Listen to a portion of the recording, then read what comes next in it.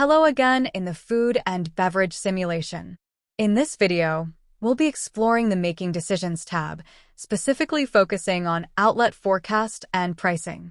The simulation in class will cycle monthly, so you'll need to forecast for the entire month for your outlets. Currently in January, your hotel features one restaurant. Pay close attention to the forecasted number of rooms sold and residents.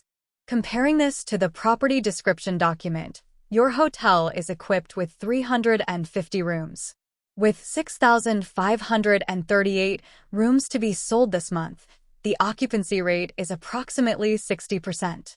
The system also provides us with the number of residents. With a projected 60% occupancy, the total number of residents is 7,910. Next, let's compare the forecasted January occupancy with the data from the occupancy document. This year's January forecasted occupancy stands at 60%, significantly higher than the 46.5% occupancy recorded in Q1 of last year. Additionally, it's worth noting that your hotel experiences a higher occupancy rate during weekdays compared to weekends. Since the weekday-to-weekend ratio remains consistent, we can expect similar patterns when forecasting the number of covers for weekdays and weekends in January. At this stage, you should have a general idea of the approximate numbers to input. Next, the F&B performance and price points document will help refine your forecasted numbers, bringing you closer to the figures to input. It provides insights into the monthly average number of covers in both food and beverage from the previous year.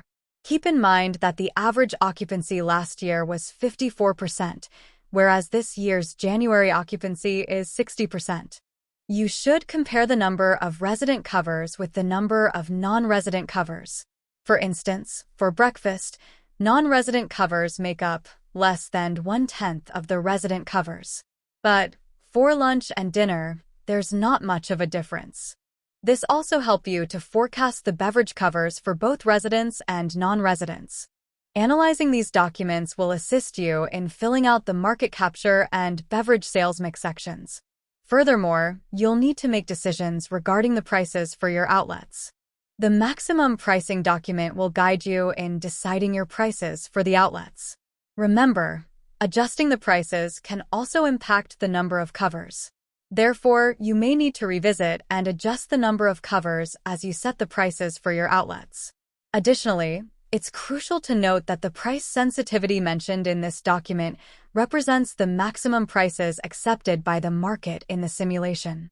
Avoid exceeding these suggested prices, as doing so could result in receiving zero covers for your outlets. Once you have inputted all the numbers, remember to click on the Update and Recalculate button to save your work. Then, you'll be able to view the check average and the outlet revenue. Compare these figures with the data provided in the food and beverage performance and price points document to ensure that your average check falls within the price range. Otherwise, you may end up with no covers.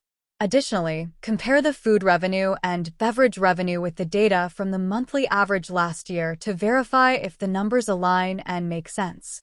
This comparison will help ensure the accuracy of your forecasts and decisions. Now that you're familiar with the information to be used and analyzed for outlet forecasting, keep in mind that forecasting allows for minor differences. With practice in upcoming cycles of the simulation, you'll improve your forecasting skills.